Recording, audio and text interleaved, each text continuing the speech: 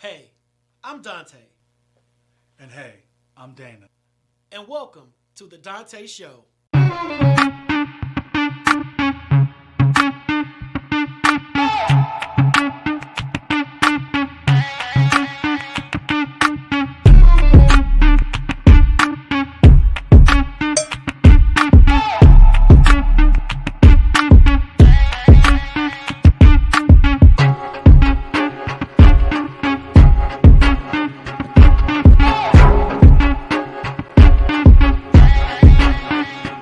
Let me touch it, can make it body, I'ma make it bad for it, bad for it. When I tease you, you ain't gonna wanna stop, I'ma make it bad for it, bad for it. I know you want my body and I'll make it bad for it. You know, our beat knocks. I ain't even gonna sleep. I wish it kind of rolled over until we was live and just kind of get a little bop up in there. Who made that beat, Dana? Huh? I mean that beat is fire, dog. I'm just saying, that Yeah. that thump is it. So I guess whoever made it, we appreciate them, we love them, we thank them. What's up, GSG? Watching on YouTube. Appreciate you, fam. What up, everybody? It is the Dante Show, Tuesday night episode, March 9th, 2021. I am your host, Dante Morrison, but I'm not solo bolo. Every episode, I got my phenomenal sidekick. What's your name, dog? What's up, ladies? What's happening? It's your boy, Dana Dane. What's good? Hey, we're going to have a show tonight, baby, because you know what happens in 2 days? You know what's in 2 days? Thursday? My birthday. Ladies, it's my birthday. Y'all going to celebrate with me? Y'all going to celebrate with me, ladies? Yeah. How old you going to be? Yeah, let's go. Let's move on with the show. How old you going to be? Let's move on. What up, Pam? What up, Kimberly Jenkins Irvin? What up, everybody? So we thank y'all for joining us tonight. Hey, get your friends, your family, your cousins, your loved ones, everybody up in tonight's show. We got a phenomenal guest on tonight. We got Pastor Najuma, who is going to give us some tricks and tips on how to have that spiritual life balance, because y'all know 2020 was a struggle for a lot of us. 2021, we trying to get our footing back on. We're going to make it through. So tune in tonight and just get ready for it. All right. So y'all know February is Black History Month. All right. But here at the Dante Show, we are Black 365 and we don't care. So every episode, we recognize a Black great, we recognize a Black influencer, we recognize a Black that has done some positive contributions to the world, And tonight is no different. So tonight, we are going to recognize the great Jean-Michel Basquiat. Did I say that right? Did I say that right? Jean-Michel Basquiat. All right, so listen. So born to a Haitian father and a Puerto Rican mother, Basquiat dropped out of high school and cut his artistic chops as a graffiti artist in Soho and Manhattan, New York's Lower East Side. He had his very first important gallery show in 1980 and soon befriended the pop and pop art stars Andy Warhol and Keith Haring. Basquiat was handsome, fashionable, and famously eccentric. Yes, his hair was all over the place. His hair was like The Weeknd. Like The Weeknd. Y'all thinking The Weeknd originated that? Basquiat was the first one we saw with it publicly like that. He produced vibrant and emotional canvases with a kind of refined, cool, reminiscent of improvisational jazz greats such as Charlie Parker, Thelonious Monk, and Miles Davis. All right? But listen, as influential as Basquiat is, most of his work is privately owned, and very few public galleries or museums own or exhibit any of his best-known pieces. His paintings very rarely appear at auction and now attract stratospheric prices when they do. Peep this. In May 2016, Basquiat's 1982 untitled painting shattered his auction world record when it was sold for $57.3 million at Christie's, making him the most financially successful African-American painter in history. Celebrity collectors of his work include Leonardo DiCaprio, Johnny Kemp, and an entire generation of hip-hop artists, Kanye West, Lil Wayne, Killer Mike, Rick Ross, and J. Cole, routinely name-check the Brooklyn, New York-based cool kid. Basquiat fanboy and collector Jay-Z even bragged in his 2000 song Picasso, Baby, it ain't hard to tell, I'm the new Jean-Michel. In other words, legendary dopeness and enigmatic brilliance would never go out of style. So this Black History Year shout out goes to the iconic artist Jean-Michel Basquiat. Give it up to Jean-Michel. 365, 24/7 Let's go. Black. Boom. Right here on the Donta Show. There we go. What's up, Joseph? Joseph got the books. Joseph got copies of my books, The End of the Rainbow, and Yesterday Clarified. Yes, Joseph, you're going to love them. They are full of smut, full of all kind of smut and raunchy relationships and just gutter conversation. I proudly wrote them, and I'm glad you have them. I love it. All right, y'all, this is when I bow out and my boy take over because y'all know what time it is. It's time for the what?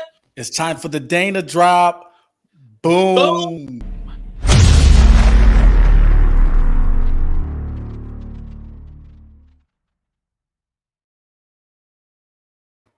What's good, beautiful people? I pray that everyone is in good spirits and good health during this time. Again, before I start, as I do every day, go to our YouTube page, youtube.com/Donta Morrison, and click the subscribe button. We need to get our numbers up, and we need our village to help. Y'all subscribe to everything, magazines you don't read, internet stuff that you don't even be looking at, channels on your HBO and all of that stuff you don't even look at. So go to that youtube.com and hit that subscribe button for your boys and get us up there. Subscribe. Tell a friend. All right. What we're going to talk about today is something real serious. I'm going to give you a little knowledge on some things. It's a couple of reasons why we should learn CPR. All right. Imagine a scenario where someone near you suddenly collapses and stops breathing. This can happen at a bus station, your workplace, even in your own home.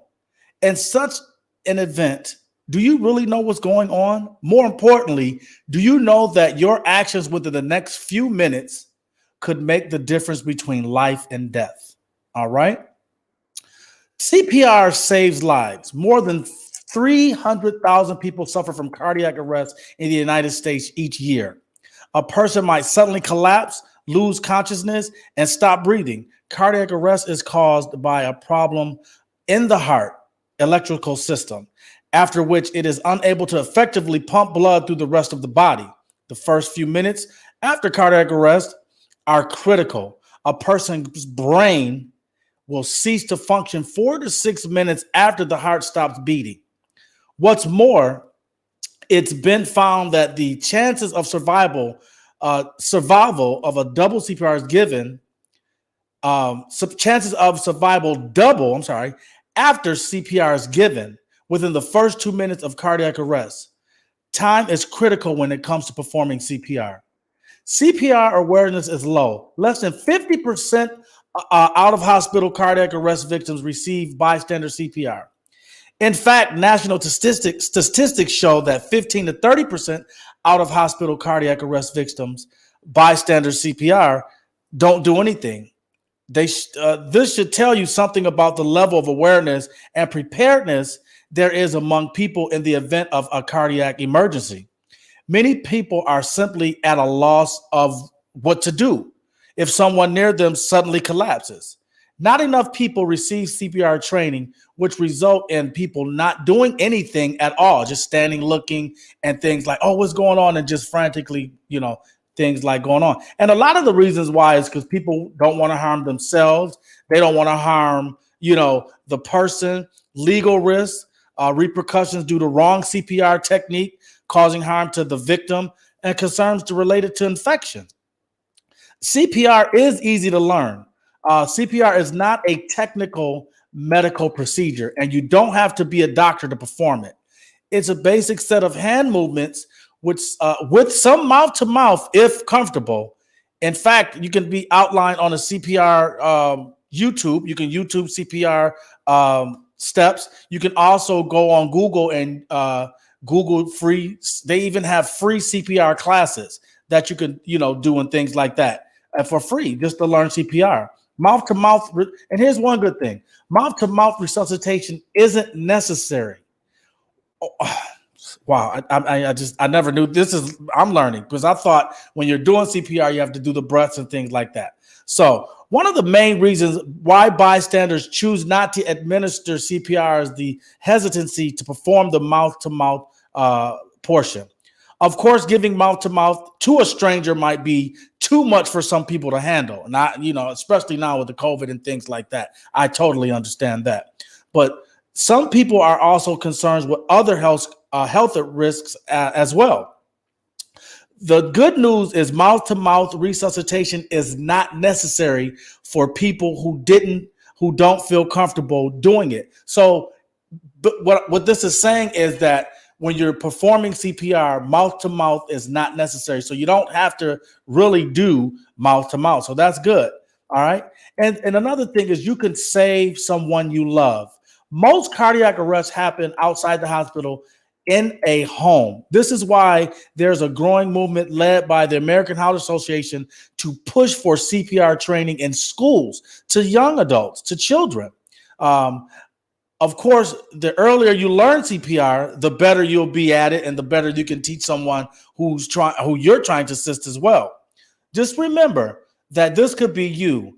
This could be your loved one. So I advise you and I encourage you to go online today, if not tomorrow or at the earliest, and take a free CPR course.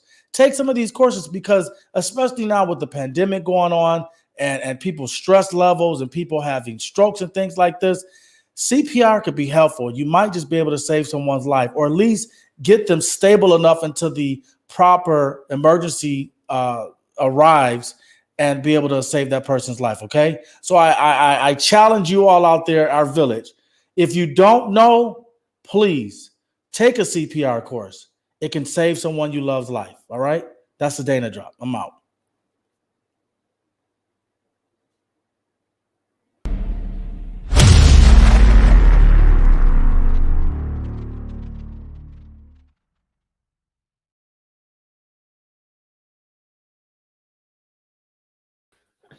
I'm not doing mouth to mouth. Hey, you don't have to.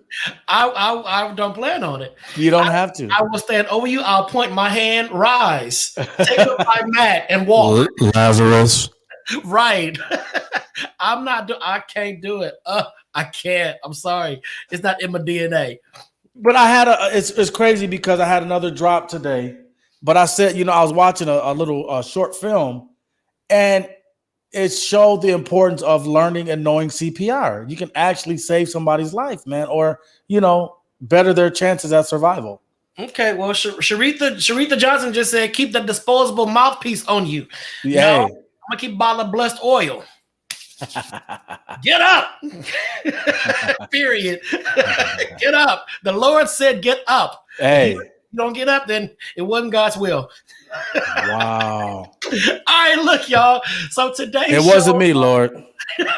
Today's show, if you missed last night's episode, we talked about Bitcoin. So please check out last night's episode about Bitcoin. It was beyond informational, informative. So check it out. Make sure to watch it on YouTube. Go to YouTube and subscribe to the Donta Show, youtube.com/Donta Morrison. Subscribe. See all the past shows that we have done. All the past shows we've done. Yes, Antonio, look, rise. I'll walk into the light, Carol Ann. Go into the light. You'll be all right. You got friends and loved ones there. You'll be good. All right. So tonight's episode, we have someone that I just love, adore, treasure, value greatly. She is someone who has inspired me on countless occasions. I always sit back and watch her just talk, preach, educate, teach, and I get something out of it every single time, So, how you doing? I present to some and introduce to others none other than Pastor Najuma Smith-Pollard. So please welcome. Come on, y'all. Give it up. Hey.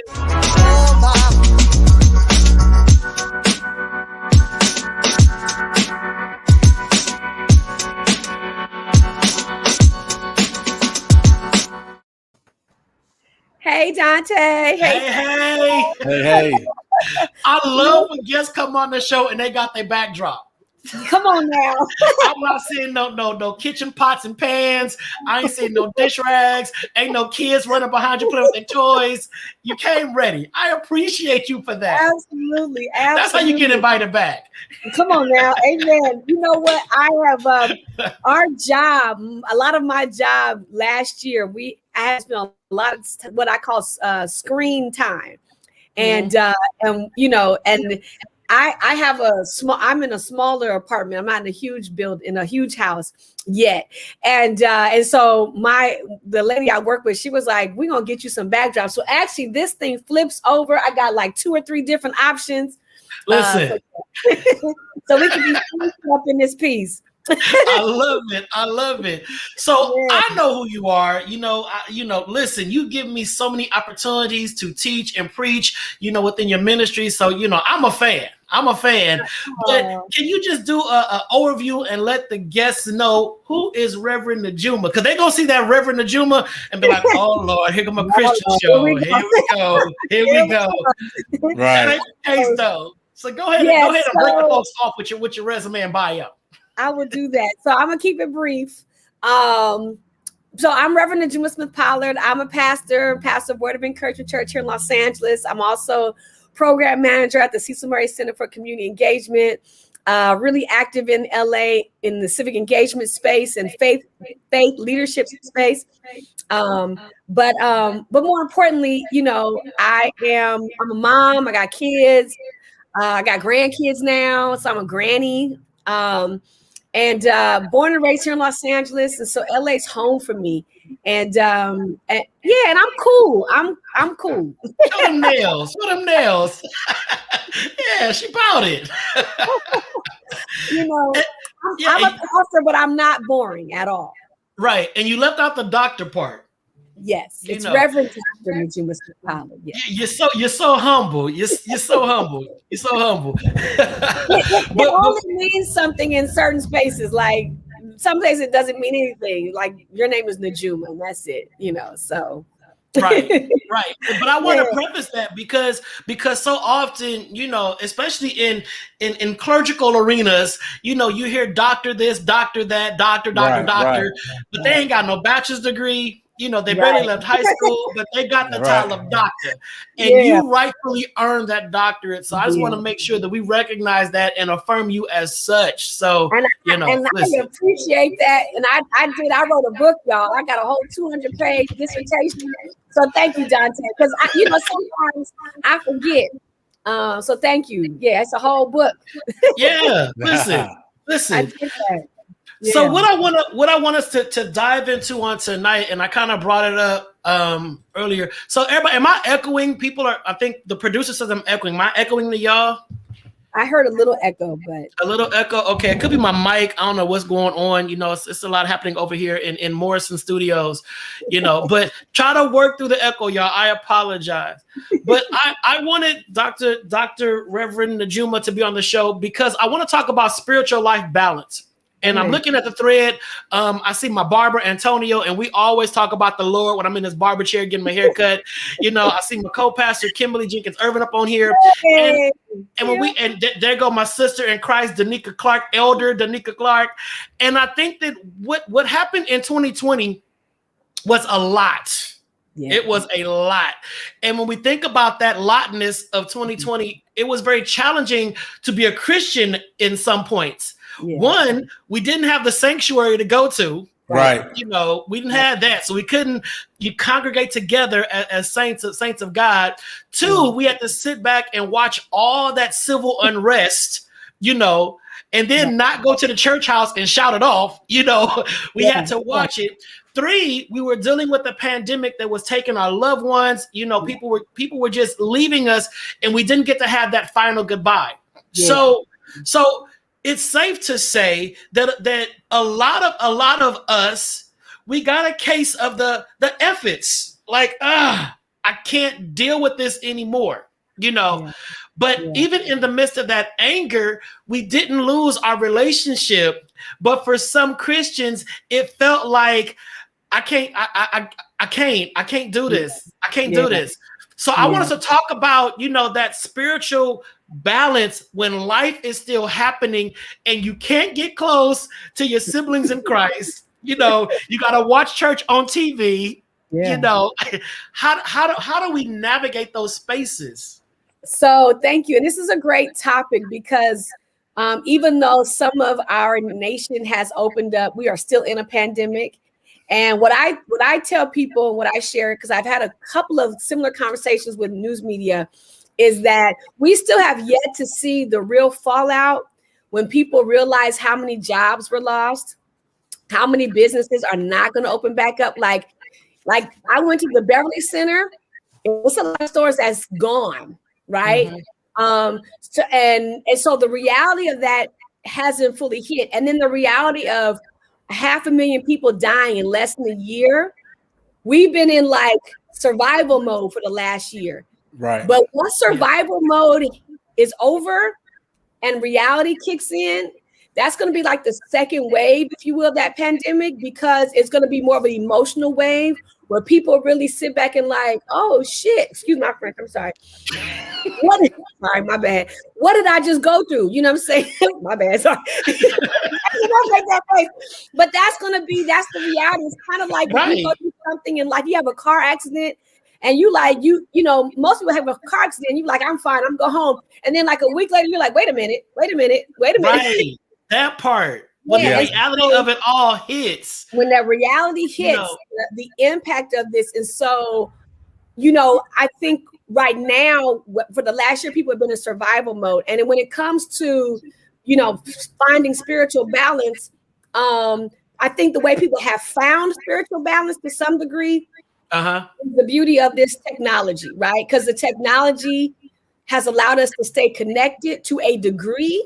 But I also see a lot of people finding, and y'all not gonna like this, finding spirituality in other ways, right? So let's talk about that. Let's talk about it.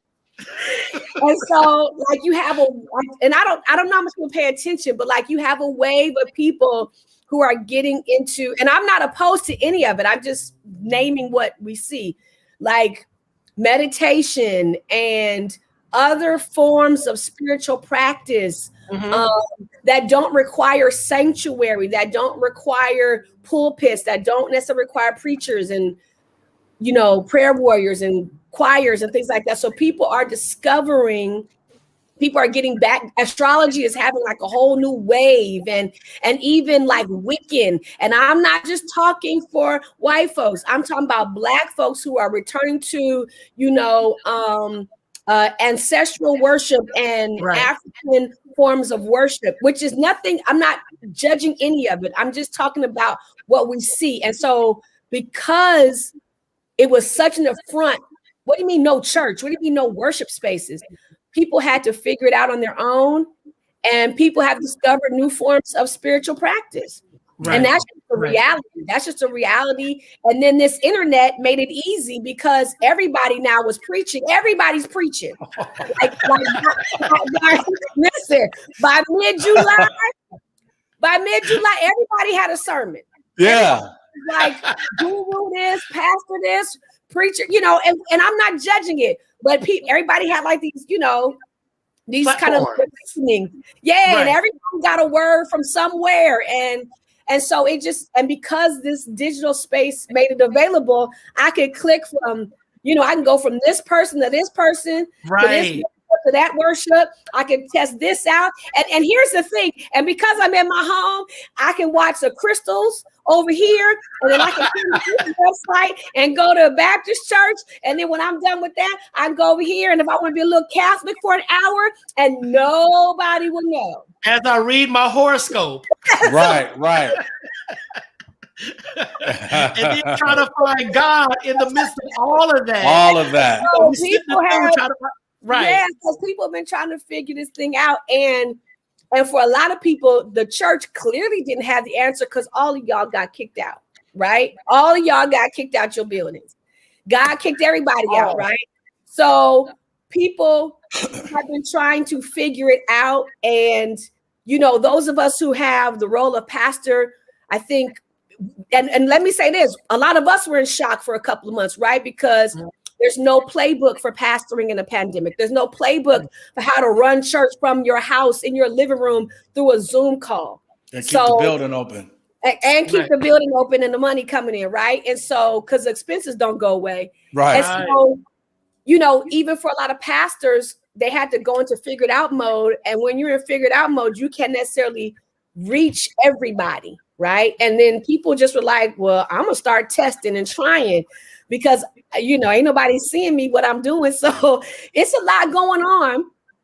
But I think a lot of people found new ways, not necessarily leaving their Christianity out, but they just tapped into new ways of spiritual practice that allowed them to be grounded, that allowed them to find peace, that allowed them to find happiness. Because I didn't have my traditional mode, which was getting up on Sunday, going to church, or getting up on Wednesday and going to Bible study or a prayer meeting. All those things kind of went away to a degree, which opened people up to discover new forms of worship and practice. And that's as you say that, I was thinking about, you know, a lot of pastors have huge egos. So knowing that churches are going to pastors, by the way. Knowing that churches are going to reopen, they're going to reopen at some point this year. They're going to reopen. It's going to be interesting to see how these pastors respond when the people don't flood back. Are the ones that kept saying, I can't wait to see you again, Pastor. I miss you, Pastor. But when the doors open, they like, oh, I got to get out of bed. I used to watch this on my phone as I was eating cereal. Now I got to get dressed. I can't fit in my church clothes because this COVID rate done set in.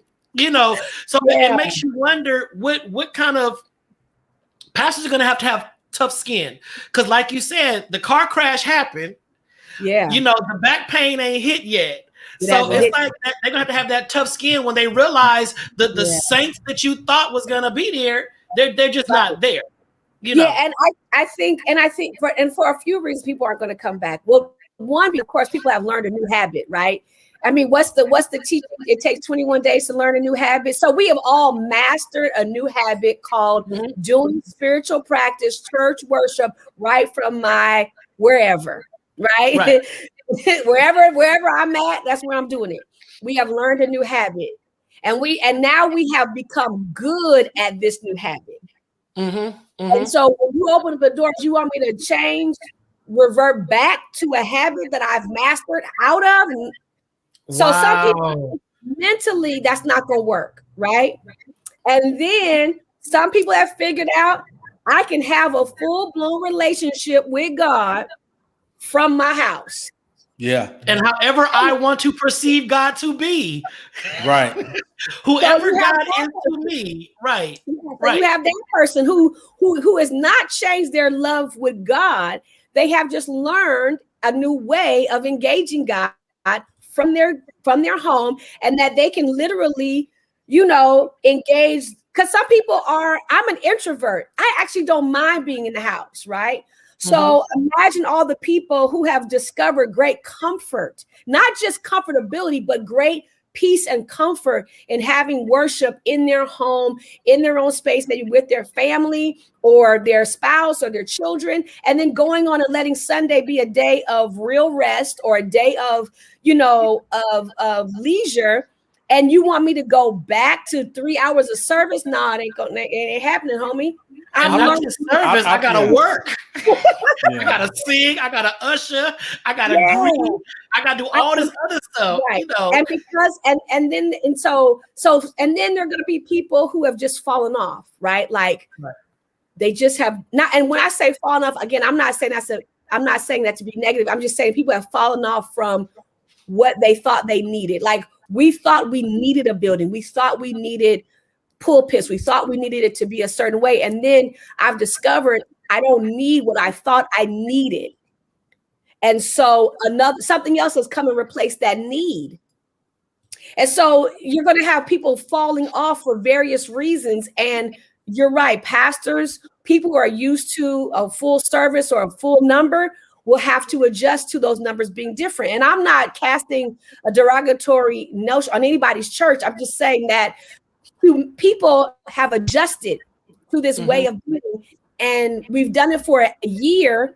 And in a minute, in 2 weeks, it's going to be a year and a week, right? So now it's over a year, and some churches can't open, some won't reopen.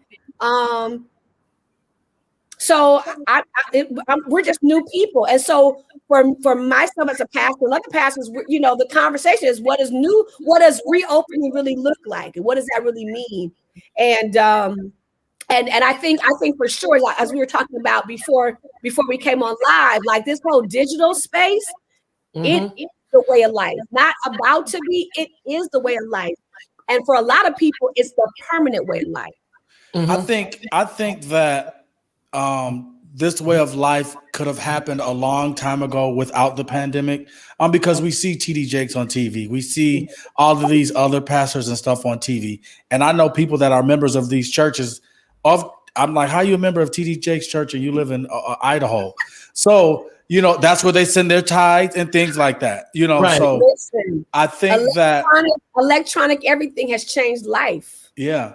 And I think that, like Donta said, a lot of pastors have big egos, so they didn't adapt. I don't know pastors. Look at that smile. But they watching right now. Right. I don't. They finna unfriend Najuma. Man, she talking crazy. My folks ain't leaving me. They love me. Without me, they won't get to God. Yeah. That person right there that heard that, they already studying astrology. Yeah. Right. They already got a bowl full of crystals. Right. And that takes me to what Donta was saying about, them with the egos.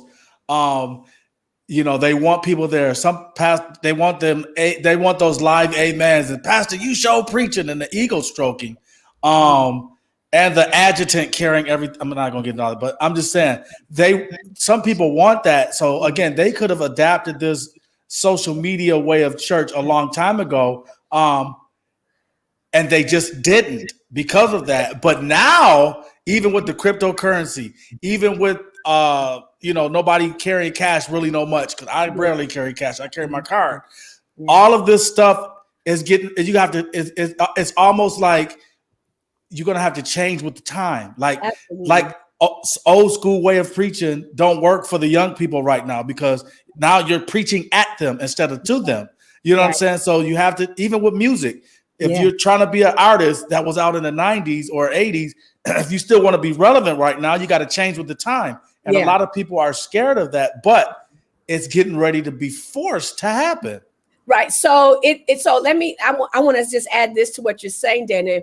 It's happened. Yeah. In case you didn't know, you had that. She said, "Be clear, Top's mic. Be clear." It has happened. It happened. Is this on? It happened. We're in it. Like we're actually because it's not going back. No, and it happened. So people are already there. Like where you're talking about, the world is already there. Has it trickled down to everybody's reality yet? No, but we're there. Like the world as we know it is there. And so are there people, communities, that have to catch up? Yeah, but we're already there. And so anybody still trying to do it the way it was will be, for lack of a better term, left behind, because we're already here. We're already here. The world is already here. Some folk got to catch up. So it's not a matter of we about to be. No, we're here. So our thinking has to be there, not here. And the crazy part about, I'm sorry to cut you off. The crazy part about it is some cultures don't even use electricity. Right. And there's some cultures that don't use electricity or do certain things via internet, don't even have internet. Yeah. But they have also a very system. They have a tight system for how they function in a digital age. So they're not necessarily left behind. They just have a very close system and what they call ecosystem, the way in which they function. And I want to add to what you were saying about we could have joined this space a long time ago. I don't know about that. And let me say why, because sometimes you don't know what's possible until you know it's possible. Like no pastor knew it was possible to pastor a church fully virtually until we had to do it. Some Right. skill set, some understanding wouldn't have came or would not have happened unless we were forced into it. So we were all forced to be virtual pastors, like it or not.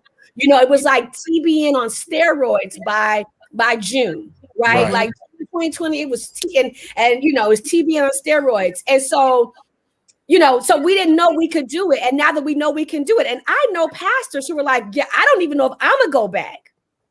Like I've heard pastors who are like, yeah, I don't know. I don't know if I'm gonna go back in the building. I kind of like this myself. And so, but we're talking about spiritual balance. And I think what people may want to think about is, you know, what's important to them and what do they need in this space? Because there's a lot of things we thought we needed to have. Like in order to bring a member in your church, you know, we thought we needed to have them walk down the aisle or fill out a card, or, you know, like there's all these things we thought we needed to have in order to have a relationship with God and even a relationship with each other. And then so much of that stuff is stripped away. So what I thought I needed, I don't need anymore. And so I go ahead. I was just gonna say, just listen to the conversation. It sounds like, you know, because we have the traditionalist, you know, that just wants that core base. You know, Right. they want to have that they want the church experience. They want to go inside a building, sit, congregate, fellowship, and hear the word, hear the choir. That's the traditionalist mindset. But then you have the millennials, and then you got Generation Z. Generation Z is the ones who have been egging their pastor to get more virtual. Right. If you get online, I would pay attention more. If you did this, you got to get on Facebook, pastor. Got to get on Instagram. You got to get on TikTok, pastor. You know, so I think that when we talk about those that are going to go back to the church, you know, I wonder if there's an age factor that is predetermining those ideas of I can't wait to get back to the building, because I work with youth, you know, in the youth ministry, and the kids will hit me up every now and then and say, I miss you, Minister Donta, but ain't one of them asked me when we going back to church. And I'm waiting for that text, you know. It ain't coming. They'll call me for the problems and call me about school and relationships, but they ain't said nothing about, so when we go to church, when you church open back up. They ain't said that. We've mastered how to do relationships electronically. So, and let me say this, I do believe in human connection. I do. So we certainly will have some form of what they call in-person worship. But because I like human connection. But for you talking about that generation, the generations behind us, they actually know how to have relationship. Well, I don't know if they know how, but they believe they have relationship through this digital space. So they don't even see the need to come and sit with you the way I might see the need to come and sit. Let's just sit down and have a coffee. They may not see that yet because so much of their relationship building is done digitally, you know, even as kids. And so it's you know, I would just offer to people that the balance part is really about finding out what you need in this transition and really tapping into that, and not being locked into one thing or the other. Like really be open, because it's a new way. It's a new way. And but there is, I think, and Dr. Shig just made a good point about you can preach digitally, but can you pastor digitally? And I think when it comes to pastoring, you know, that's a totally different dynamic. And I see my brother Cedric Nelms, who's going to be on the show. Cedric is on the show on March 29th. Cedric Nelms will be on the show. So when you think about pastoring, and it's a lot of pastors that are watching, how has this digital age affected your ability to properly pastor, Reverend Najuma? I also believe that the word pastoring has also been redefined for us, whether we want it to be or not. Because there are some who felt like pastoring meant we come to a building, I see you, I preach with you, we have worship, I hug you on the way out, and now I have pastored my people, right? And to Cedric's point, some people saw pastoring as what I do out in the community. And so it depends on how you understood pastoring. I saw the question, can you pastor digitally? Absolutely, you can pastor, because if I understand pastoring, which is about spiritual covering and spiritual growth, I can do that digitally. Can I do all outreach digitally?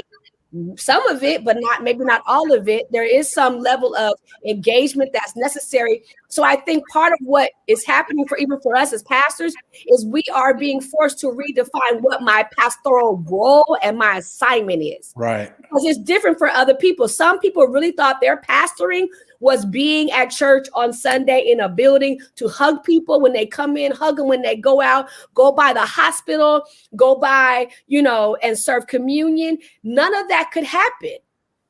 None of that could happen. So now pastoring it has, I have to redefine that and redefine what my role is, because even still, I cannot go and sit next to my member who is maybe transitioning in the hospital. I have to do it over the telephone or through, FaceTime or whatever.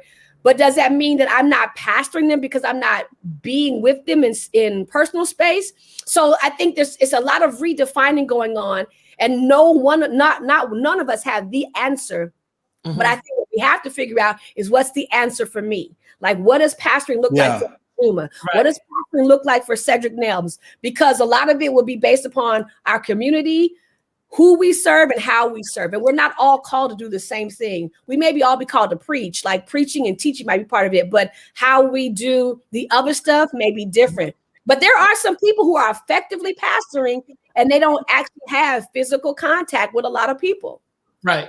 So that was a phenomenal breakdown. I mean, it was. And Anthony Doris just chimed in and said, right, this is going to expose those pastors who think pastoring happens on the stage, like solely. That's all you do. You get up, you smile, show your teeth, you wave, and you have pastored, but you're right. In this new age, we got a lot of stuff had to be redefined. Yes. A lot to be redefined.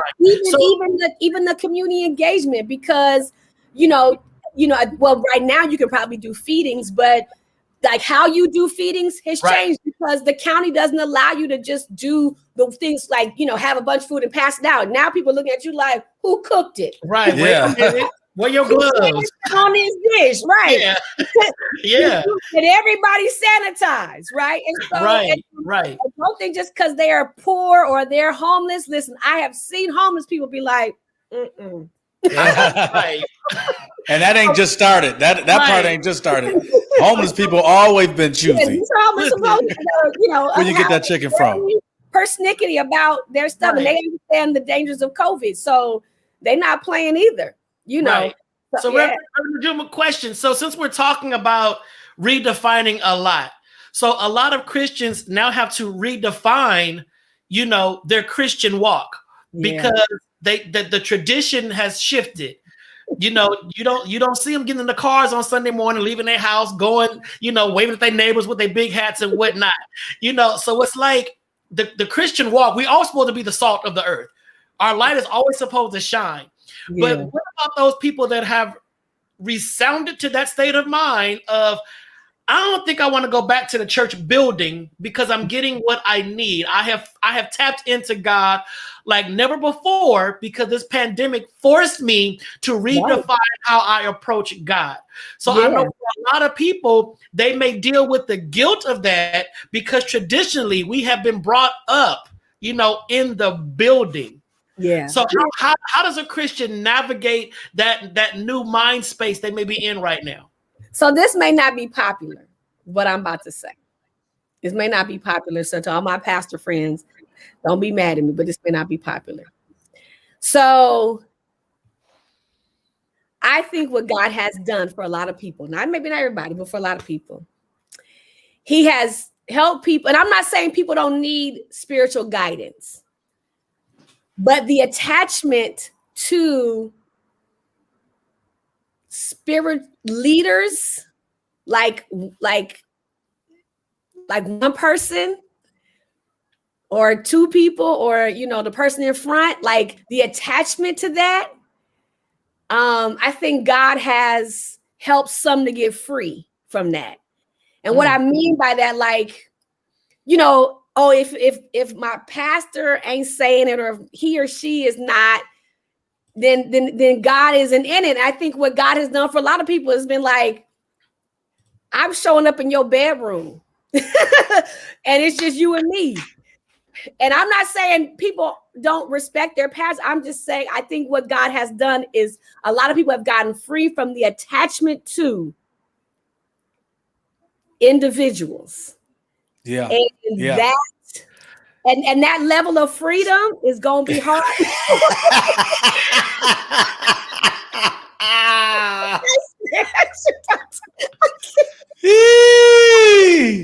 Okay.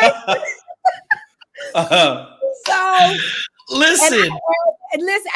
So I think because I think there was a lot of attachment, and that goes both ways, right? Pew and pulpit.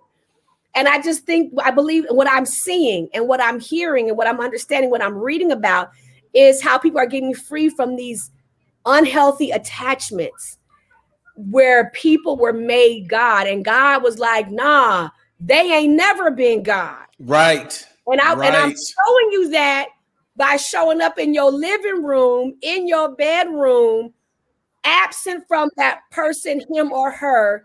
So you stop this attachment issue. And that can go both ways. And I know that may make some pastors be like, did she just say that? I did. And that's as much for me as for anybody else. Like, and I just lived it. Yeah. And you lived it. So and so there's a lot of freedom. And and so people have gotten free from that attachment and they're figuring out I can have a solid, deep relation with God without the attachment of a person or persons mediating. But you just in the middle. And you just tap into a mental health piece. Yeah. And what that means long term, I'm not sure yet.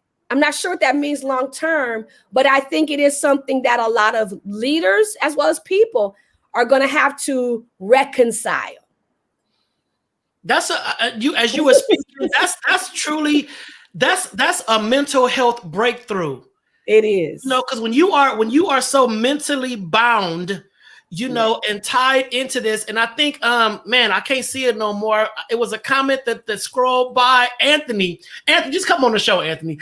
Anthony said he's definitely taking down pastoral idol worship. Yep. Because I know a lot of people they cannot make a decision, for themselves. Even if God speaks, Pastor, the Lord told me that I need to. What do you think I should do? Yeah. And then they wait for the pastor to give them an answer. And the pastor, in his arrogance, will say, well, let me pray and make sure let me pray about it. I'll get back to you. And I'm not diminishing the role of pastor. I'm a pastor. I'm not diminishing the role of pastor. I just believe this applies to what it applies to, that a lot of what we are seeing is people getting detached from these unhealthy attachments to people worship. And not God worship. And part of what God is doing is bringing people back to worshiping me, God, and not the people that you see in front of you on Sundays, or you used to see in front of you on Sunday mornings. And that's tight. It's tight, but it's right. Just stop talking for a minute. Let's sit in that. Y'all, we're gonna have a moment of silence. There it is. I can't stand it. That's it. You dropping nuggets. Because we cannot get to the next level unless we are mentally free. Yeah. And I think that 2021 is still going to sharpen us more, but 2022 is when we're going to resurface a whole new people with a whole new understanding, with clarity, because all these traditional yokes are being destroyed. Yeah. They're being destroyed. So how we enter the sanctuary, how we enter those spaces, how we interact with our fellow brother and sister in Christ is going to be totally different, because we have found God on an individual level. So all that group think, that group thought, that's going to be out the window. I'm going to say, look, I went through 2020.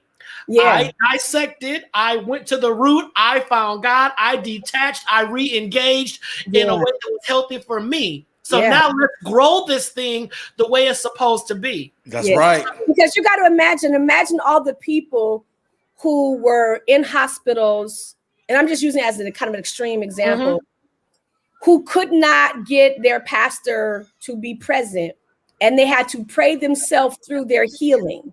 Right.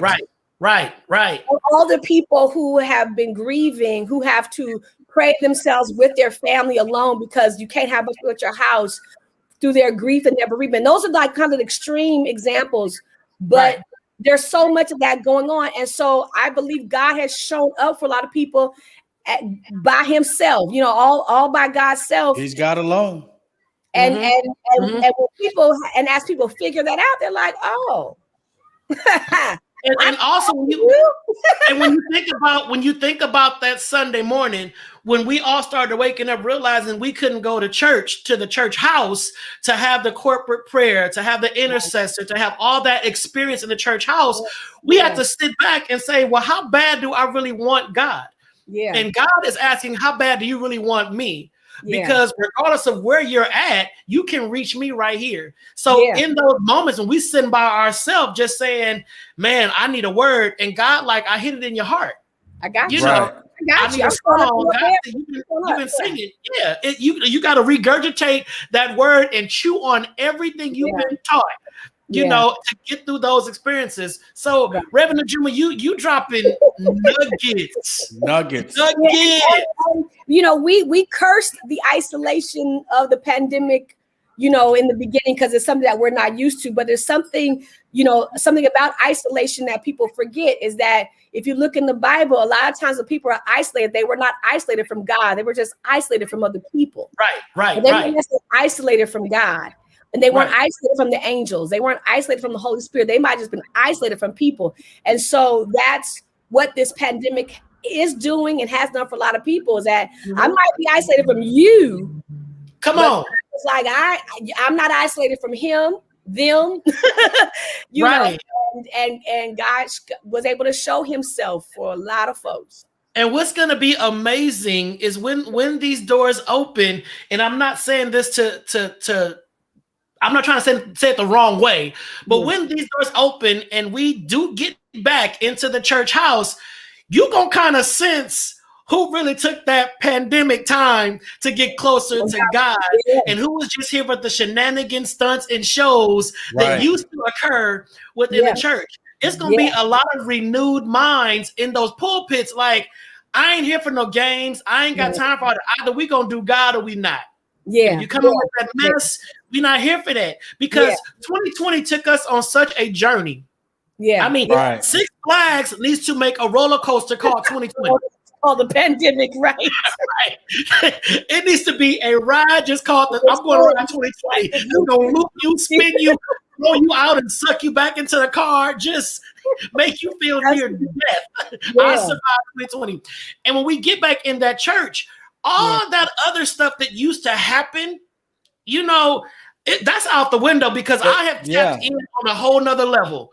I was forced to tap in because I really wanted God to stay around. God, please, So I think the shift is going to be amazing, and I know we talk about separating the wheat from the tare, the strong and all that kind of stuff. But this is really a growing season, and if people didn't take advantage, or you can start right now. Will there be one? The doors are open. You are out there right now, and you have not made up your mind. Listen, this is the time, right? I got time for foolishness right now. We have been through a lot, and I'm sure if we ask everybody on this thread to give us your 2020 testimony, we'd be here until Thursday. Come on. Because this is stuff that happened in 2020 that we ain't talked about, we ain't shared, we ain't posted, we ain't made a video about. But we know that if it had not been for the Lord. I mean, imagine all the people who heard messages like, unless you come to the altar and this, or unless you do this, you're not saved, or you're not, like all the things that people were told, that were basically false. And now you got a whole year without coming to the altar. You've got a whole year without, doing X, Y, and Z this way. Right.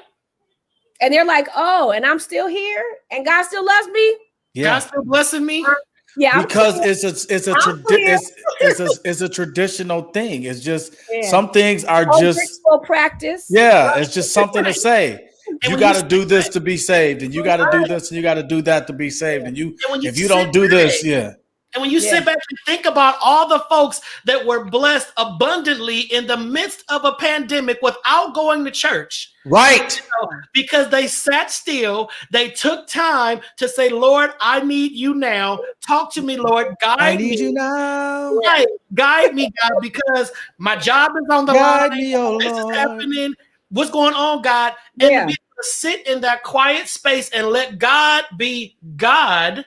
Absolutely. You know, when you let God be God, doors will open that you never imagined. And I say it all the time. I say it all the time. He's a gentleman. He's not going to force. He's not going to force himself into your life or into your situation. And then when you finally realize that he's ready to do what he needs to do and you ready to let him do it, he's going to be, oh, it's my turn. You ready? Right. Yeah. You ready? Okay. You ready? And a lot of that clarity and revelation. Oh, this is a preach for a lot of people. And do we have to be concerned about those who totally fell off and fell into other things? Maybe, or I don't, yes, of course. But I don't know if people who are leaving because now church pre-COVID is now traditional, right? So it was just a year ago. But people that were attached to what we now call traditional church, there probably is some fall off from God. This pandemic has certainly shook a lot of people up and shook up their faith. And so where the church can be effective, this is what I'm trying to say, is to pray back those people who lost faith not lost church, but lost faith in the midst of the pandemic. Yes, we should be about praying for those people to come back, not to the building, but to God and to their faith. You said something that was real key, and I don't think people caught it. Come on, bring it, Dana. Bring it. Let him use you. Let him use you. Come on. You said something. Pray for those people who may have fell off and gone astray. I don't think you said something to that effect because of the pandemic. But I think their faith was challenged. Their faith lost faith. Mm-hmm. I think their faith was already being challenged, but they were in the church and being watched. Now that they can freely do what it is they want to do, they're gone. Or just don't have the structure of it. Yeah. Right. Yeah. And that so accountability changed. They don't have accountability because it's like I could do what I want to do now. Nobody's watching me. Yeah. And I think where the church universal as a body can be effective is to really pray about those who lost faith, not necessarily lost the building interest, but lost the faith, that they come back to their faith journey, their faith walk. And that we stop ushering people back into the building, but back into the body, back into the faith. I love that. Because it really, I always think about, what kind of Christian are you when other Christians aren't around? Mm-hmm. Right. And my thing I know what kind of Christian you are, Donta. Listen. It's all about my thing. It's integrity. It's integrity and the heart. So when you're in the midst of all the Christians, all the cliches. Praise the Lord, everybody. Praise the Lord. God is good all the time. God is good. We know the cliches, but then when you get home, you cussing everybody out. You lighting your blunt. You sipping on your yak. You doing all kind of stuff. Doesn't make you a bad person. No. But are you living authentic? Right. I think right now in this season, people have had time to check some of the behaviors and say, you know what? I ain't got to be fake because I ain't around nobody. Right. So, Lord, I can't think to myself. Work on me in my isolation. Work on my anger issues because I know when I see the saints again, I don't want to be mad, always fighting and all that. I want to have a healthy relationship, God. So it's all about that independent relationship that's going to make a difference. And I think right now people are finding it and people are being strategic and crafty and finding ways also to give back to the community. Absolutely. Like you said, we can't make them sandwiches and throw socks out the car window and all that kind of stuff. We got to work on how we're going to really engage the community as saints of God. How do we do this effectively in a pandemic? Right. And then one last thing I want to offer, because I know we're running low on time and we're talking about balance. And one of the other things that I'm seeing emerging in this pandemic, especially around believers, is believers are getting more therapy than they've ever gotten before. So people are getting not just spiritually healthier in this isolation space, but they're also getting mentally healthier. And so what I think we're going to see coming back to the building when we come back, as we come back in whatever form that is, you're going to have a different kind of church person. You're going to have one who's been liberated, but also their mental health is better. And so that's what I'm saying. Some of the stuff that you used to be able to lie to people about or play games with, it won't be sustained because a lot of people have really worked on themselves and also have worked on their minds, because now I can do therapy online by my phone. There's all kind of apps. I'm meditating. I'm drinking more water. I'm being hydrated. I'm getting it together. And so I think a lot of church folks, when they come back, as they begin to come back in whatever form, whatever way, we're going to have a healthier believer. You're going to have a healthier believer and a different kind of believer, but healthier. I love it. I love it. And for those that lost And Tasha just said it perfectly. She said people are addressing their trauma roots instead of using the church to cover them up. That's it. That's exactly. Boom. Yeah. That's it, right? That's the Tasha drop. That's it, right there. That's it, right there. Like literally, I got time today, and I'm not shouting it away. I got time today. To talk to somebody. I'm not shouting it away like I normally would do, and I'm getting it worked out. And because this pandemic has opened up doors and opened up opportunities, and people are taking advantage of it. So I think games that churches used to be able to play, I don't know any pastors that play games. I'm just saying what I'm saying. Right. That the ones that played games, the ones that were not really looking out for people, you will have a different believer coming back.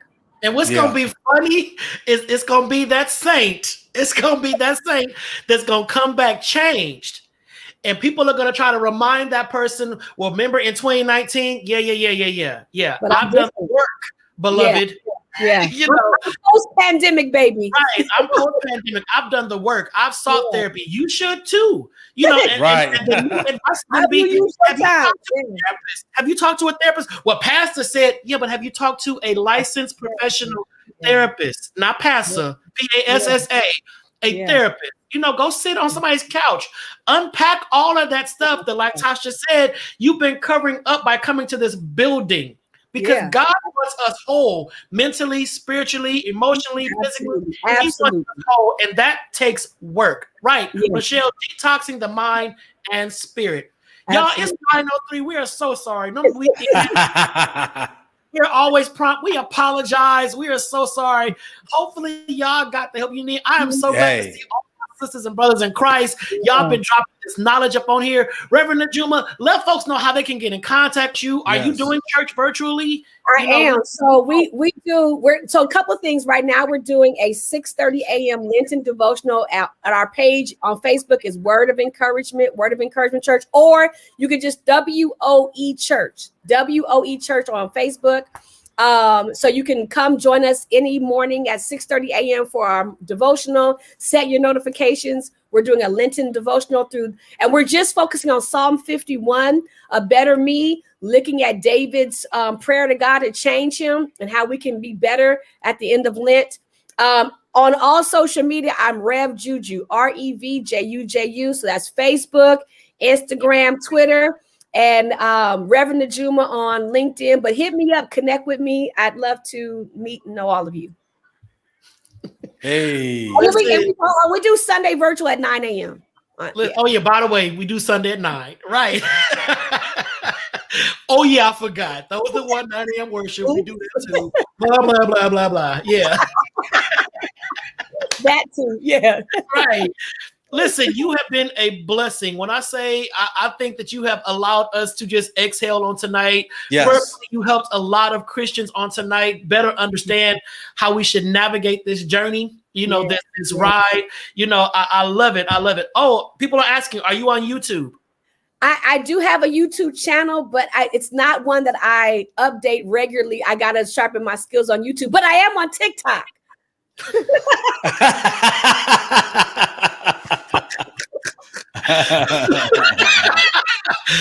Okay. All right. She's doing the Juju challenge. So I do have YouTube. It's if you type Reverend Najuma on anything, you're gonna find me. There's only one other Domely Najuma. She's Domely Najuma Stansberry. I'm Domely Najuma Smith. We have the same initials. the same first and middle name, but different last name. But it's only 2 of us. That's it. So if you type in Reverend Najuma, you're gonna always get me. Awesome. Listen, I challenge y'all to Google this lady. I mean, this was lightweight right here, but Google this lady, learn more about her. Please follow her, support her, check her out. If you want her on your show, check out her radio show, all kind of stuff. So just, hey, listen, you blessed me on tonight. Thank you. I want to do a lap, but I stand in front of this camera. I've been listen. When I got the invite, I was like, I get to go on Dante's show. I feel like a big celebrity. I was like, yay! You did that. You did. I love you, and I from the very first time we met at that conference, we were kindred spirits. So I appreciate you, and Dana. So nice to meet you, and thank you for having on. And I just love what you all are doing here. Very professional and just very well done show. So thank you. Thank you. Thank you so much. Bless you, Reverend Najuma. We'll have you back. Trust me, we will. Absolutely. Do that. Okay. Bye, everyone. All right. See you.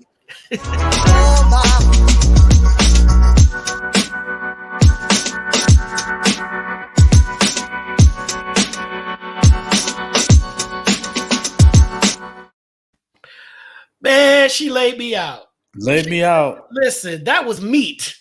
That was meat. That was not no Infamil, no Similac. That was it wasn't no Beyond Meat either. No, it was a tomahawk real. steak. That was awesome. Yo, thank y'all for checking us out on tonight. We appreciate y'all for watching on YouTube, Facebook Live, Periscope, whatever platform. We love y'all sincerely. Yes. Do your closing, dog. Do your closing. Hey, you already know, before we get out of here, we got to spread love. Instead of spreading lies, we have to spread love. Instead of spreading lies, oh, hey, Hey, do me a favor. Follow me on Instagram at DNA716. Again, that's DNA716.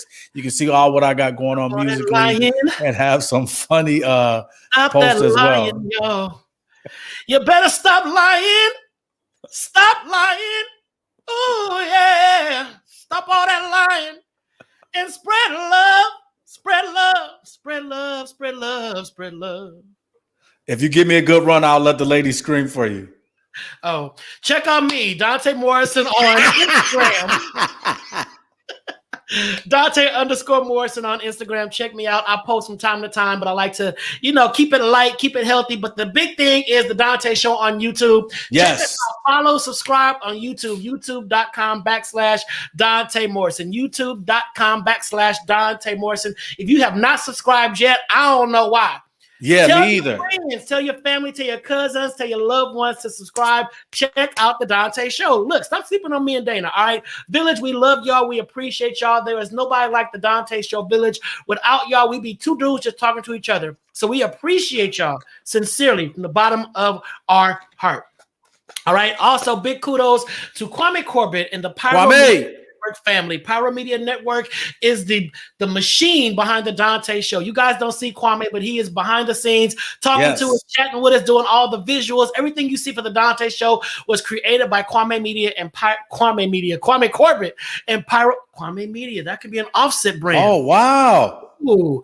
Kwame Corbett and Pyro Media Network. Check it out. If you want to be a guest on the Dante Show, just visit pyromedianetwork.com and just check out all the other shows on Pyro Media as well. We got Kimberly Irvin in the 10-minute tips. Listen, if you want to be inspired in 10 minutes, check out Kimberly Irvin's 10-minute tips. All right. So it's the Practical MD. All your medical information is Jaylon Jones, my homie, my little heart boy. Yes. Jaylon. So listen, check us out. Support Black businesses. That's what this is all about. We love y'all. We mean it. Next week, who we got? I think next week is the 16th. Yeah. So on the 16th, we have Derek Bowe, who's going to be on the show. You want to check out Derek Bowe. Phenomenal testimony, phenomenal story. And then, of course, you got me and Dana. We're going to come back with Who You Got. Who You Got next week. We might have one of y'all be our co-host or our guest for Who You Got. Yeah. We don't know. We're rubbing our chin, thinking about who can handle whoever gets the most people to follow us and follow us and subscribe. Follow us. All right. So y'all be blessed this week. Remember, we are still in the midst of a pandemic. All right. Wear your mask, wash your hands, social distance, and regardless of what the government says, do not take that mask off and just run all willy-nilly, okay? Right. Please protect yourself. People are still getting sick from COVID-19. They are still passing away from COVID-19. It is not safe yet, all right? Right. It's not safe yet. Keep practicing social distance, and let's get this thing done with so we can get back into the church building. Yeah. All right, y'all. Until next week, we love y'all. Take care. God bless. Peace out. Peace.